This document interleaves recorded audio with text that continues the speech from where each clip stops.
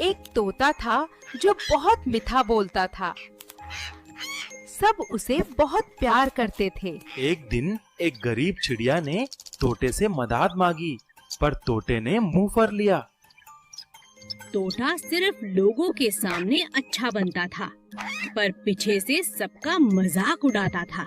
एक दिन मौका मिलते ही तोता पिंजरे से उड़ गया और जंगल में पहुंच गया। वहाँ तोते ने वही घमंड दिखाया जो वो पिंजरे में दिखाता था।